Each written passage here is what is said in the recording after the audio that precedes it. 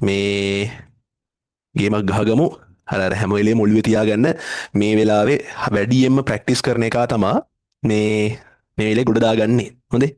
ඒ නිසා අර ලොකුවට දැන් ඔයා ලොකුවට නහින්න එපා. අර ඊයේත් අර ඔය මාත් එක්ක නුවර ඉන්ස්ට්‍රක්ටිං එක කොල්ලෙක් ඉන්නවා තියරි පන්ති දවසට. කියන්නේ ඌ දැන් ඊට අන්තිම දවසේ වැඩට ආවේ. කියන්නේ උන්ට ලබන සතියේ මේ කරාපිටිය මෙඩිකල් ෆැකල්ටි පටන් ගන්නවා. හරිද? මේ මාසේ අන්තිමේට උට ආයෙන්න වෙන්නේ නැහැ කියලා සමුදීලා ගියා තෑගුත් දීලා. මේ ඌ කිව්වෙත් අනේ අයියා ඉතින් මන් නම් දන්නේ නැහැ මුන් මෙච්චර මහන්සි නැහැ කියලා.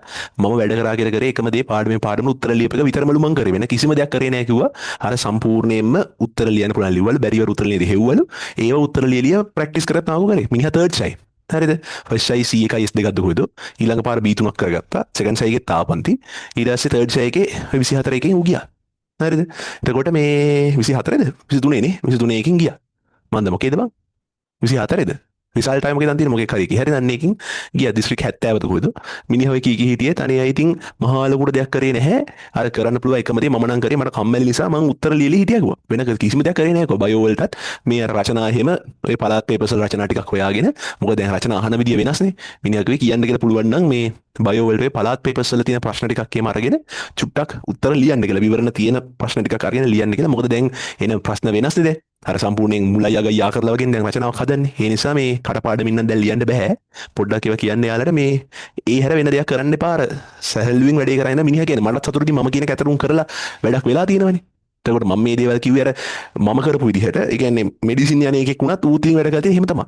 ඒ නිසා ඔයාලත් වැඩි ස්ට්‍රෙස් නොවි වැඩි කලබලයක් නැතුව ඔයා දවල් වරුවේ හොඳට වැඩ ටික කරගන්න. හොඳට රැයට නිදා ගන්න.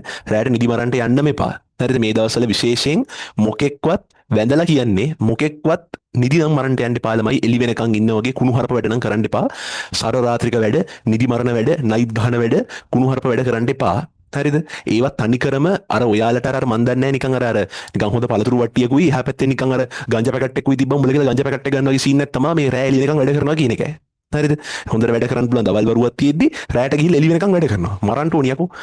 මොන මකුලද කියපන්කෝ මෙච්චර මේ වැඩ කරන්න වෙලා තියෙදි එළි වෙනකන් වැඩ කරා රෙද්දටද? පිස්සු නම් කරන්න එපා මේ දවස්වල. හොඳට දවල් වරුවේ වැඩ ටික කරන්න හොඳට පැය 6ක් 7ක් නිදා ගන්න. මොකද අපි එක රැයක් නිදි මැරුවොත් එන්න ළමයි ඒකේ බලපෑම දවස් ගානකට තියෙනවා.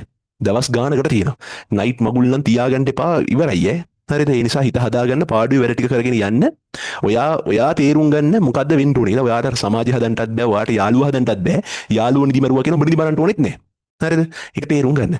මේ වෙලාවේ ඔයා නිදි මරනවා කියලා කියන්නේ ඔයාට පහුවෙන්දරත් ඒකේ බලපෑම තියෙනවා. ඊට පහුවෙන්දරත් බලපෑම තියෙනවා. ඔයාගේ කෙලින්ම ෆෝකසින් පවර් එක පවා සෑහෙන්න අඩු වෙනවා. ඒ නිසා හොඳම දේ හොඳ කොල්ලෝ කෙල්ලෝ ටික වගේ හොඳට දවල් වරුවේ වැඩ කරන්න. හොඳට රැයට නිදා ගන්න දෙන්නේ කියලා නිදාගෙන ඔයා දේවල් කරන තව දුරටත් ඔයා දේවල් ඉගෙන ගන්න නම් ඉන්න එපා.